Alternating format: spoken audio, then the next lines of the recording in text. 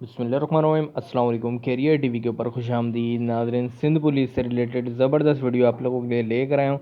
लेकिन दोस्तों, वीडियो शुरू होने से पहले मेरी आपसे छोटी सी रिक्वेस्ट है, अगर आप मेरे चैनल पर नए हैं या पहली दफ़ा वीडियो देख रहे हैं तो काइंडली मेरे चैनल को सब्सक्राइब करें और साथ ही लगे बेल के आइकन को ज़रूर दबाएँ।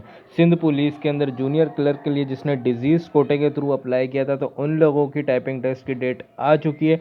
डिजीज़ मतलब जिनके फादर वगैरह जो पुलिस में थे, जो इंतकाल कर गए, उन लोगों के लिए ये सिर्फ, ठीक है, सन कोटा नहीं है।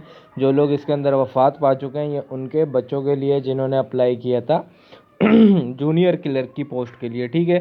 सिंध पुलिस के अंदर पूरे सिंध से जिन लोगों ने अप्लाई किया था उनकी डेट आ चुकी है। तो इसके अंदर आपको मैं लिस्ट भी दिखा दूंगा, तो आप अपना नाम इसके अंदर तलाश कर सकते हैं, ठीक है। बाकी इसके अंदर जो कराची से हैं 15 कैंडिडेट हैं और हैदराबाद के नहीं, कराची से तकरीबन 29 कैंडिडेट हैं और हैदराबाद के 15 हैं। बाकी आपकी स्क्रीन पे आ रहे हैं पूरे सिंध से 168 हैं, ठीक है। डिज़ीज़ कोटा मतलब जो लोग वफात पा चुके हैं, उनके बच्चों ने जिन्होंने इसमें अप्लाई किया था, उनके इसकी रिटर्न टाइपिंग टेस्ट की डेट आ चुकी है, ठीक है।